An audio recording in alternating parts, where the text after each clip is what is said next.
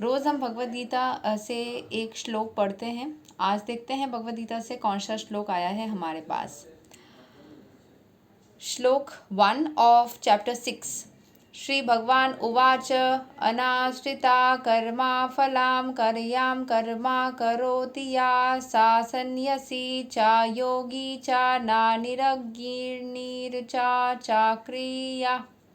The Supreme Personality of Godhead said, "One who is unattached to the fruits of his work and who works as he is obligated is in the renounced order of life, and he is the true mystic, not he who lights no fire and performs no duty."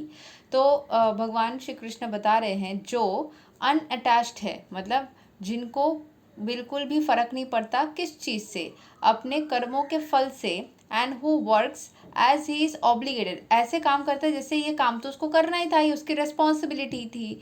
Is in the renounced order of life, वो एक त्यागी या एक साधु संत जैसा जिंदगी जीता है। He is true mistake, उसके अंदर सच में बहुत सारी मिस्टिकल एनर्जीज आ जाती है, मतलब मैजिकल एनर्जीज आ जाती है एक तरीके से। Nor he who lights no fire and performs no duty, तो वो कोई फायर भी लाइट करना जैसा, मतलब ऐसा नहीं है कि वो कोई काम ना करने वाला आदमी जैसा नहीं है। मतलब कि हमने मान लो फॉर एग्ज़ाम्पल किसी के लिए हेल्प किया या कोई एक काम किया और मैं एक्सपेक्ट कर रही हूँ कि, या फिर एग्ज़ाम देने का, कि एग्ज़ाम देने के बाद क्या मैं पास होंगी, जो लोग बोलते हैं ना कि एग्ज़ाम देने के बाद मैं पास होंगी, तो एग्ज़ाम को ऐसे दो जैसे कि एग्ज़ाम देना तुम्हारी रिस्पॉन्सिबिलिटी थी। ऐसा नहीं, ये सोच के नहीं कि मैं पास होंगी या नहीं, ठीक है, ये सोच के एग्ज़ाम दो कि मेरा रिस्पॉन्सिबिलिटी है, मुझे करना है। फिर होंगी कि नहीं होंगी वो तो डिपेंड करेगा कि मैं कैसे लिख के आई हूँ। पास होंगी तभी एग्ज़ाम दूंगी सोच के नहीं। जो लोग पूछते हैं ना कि क्या मैं इस बार एग्ज़ाम में पास हो जाऊंगी, ये सोच के फिर एग्ज़ाम दूंगी, वो मत करना।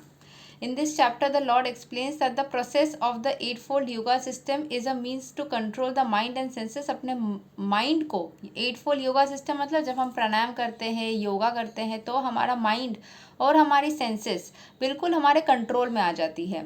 However, this is very difficult for people in general to perform। लोगों के लिए थोड़ा दिक्कतदायी हो सकता है, especially in the age of Kali।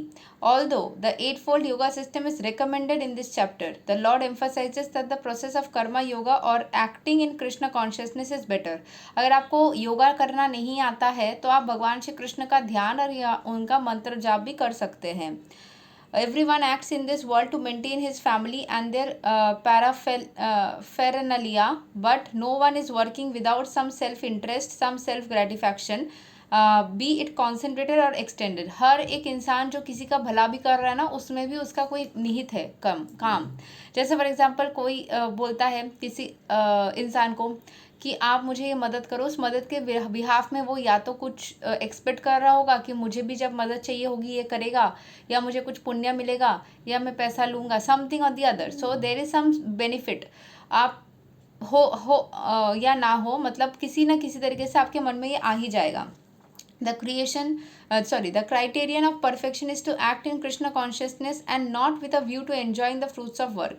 Mostly कोशिश करो कि काम करना है, और उसका जो है, अगर आप मदद के फॉर्म में नहीं कर रहे हो, अगर आप सोच रहे हो कि मेरी प्रोफेशन है और मुझे इसके पैसे चाहिए, तो दैट इज़ डिफरेंट। बट अगर आप किसी की मदद कर रहे हो या वो काम भी कर रहे हो, तो आप सोचो कि ये मेरी ड्यूटी है, मुझे करना ही पड़ेगा।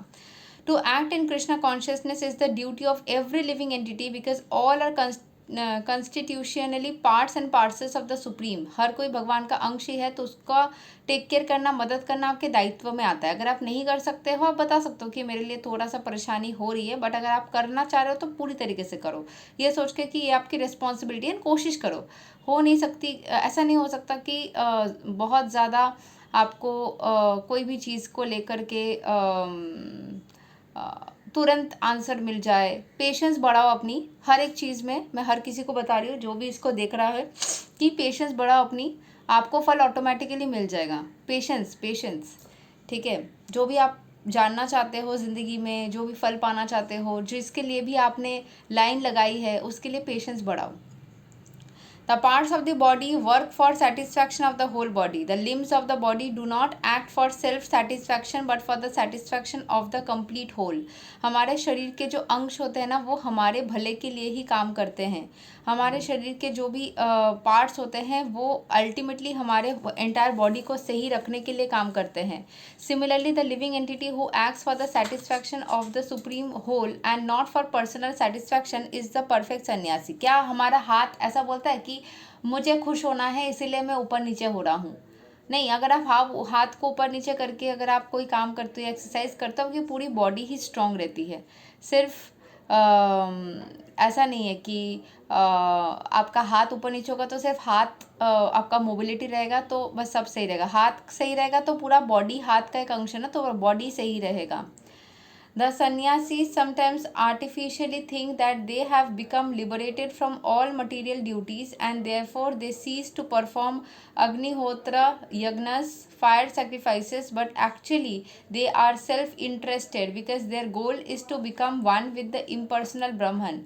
Such a desire is greater than any material desire. हर किसी योगी का यही उद्देश्य होता है, अपना फ़ायदा करवाने से ज़्यादा जो परम ईश्वर है उसके साथ जुड़ जाए जहाँ से वो आए हैं. अपने इंटरेस्ट को भूल करके वो ईश्वर से जुड़ने का काम करते हैं और उस प्रोसेस में जितने लोगों को वो मदद कर सके वो करते रहते हैं. मोस्टली वो ईश्वर से जुड़ने के प्रोसेस में लगे रहते हैं. वो योग सिस्टम को हाफ ओपन आइज से परफॉर्म करते हैं, मतलब they have their eyes half open. Ceasing all material activities, कोई मटेरियल एक्टिविटीज़ या दुनियादारी के ऊपर फोकस नहीं करते. उनके जो भी डिज़ायर्स है पर्सनल सेल्फ के साथ में वो बहुत ही शूद्र मात्रा में है. जितना खाना पीना चाहिए उतना, उससे ज़्यादा नहीं, जितनी भी ज़रूरी है. But a person acting in Krishna consciousness works for the satisfaction of the whole without self interest. तो यहाँ पे मिस्टिक योगी के साथ में कृष्ण कॉन्शियसनेस वाले आदमी का कंपेयर किया गया है. मिस्टिक योगी अपना थोड़ा बहुत इंटरेस्ट को भी देखता है, बट जो कृष्ण कॉन्शियसनेस में रहता है वो अपना इंटरेस्ट बिल्कुल भी नहीं देखता है.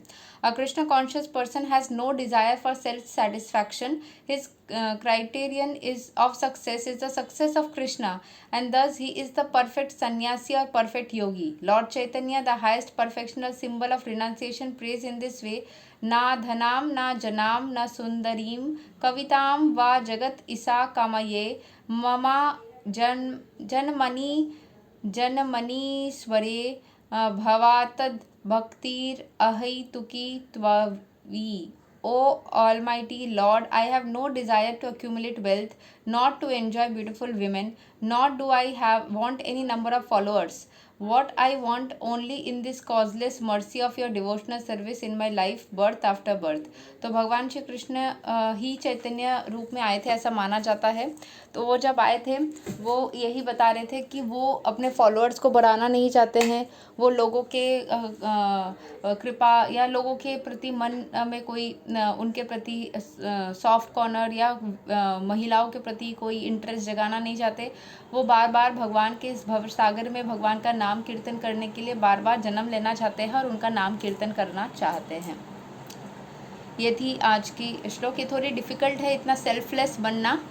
चैतन्य लॉर्ड चैतन्य चरितामृत बोल के भी एक बुक है, तो आप लोग इसको देख सकते हैं. ठीक है. एंड जब भी हमारे लाइफ में कोई भी सिचुएशन आता है, ये डिफ़िकल्ट होता है कि हम अपने इच्छा को दूर रख के बस अपना रिस्पॉन्सिबिलिटी को करें.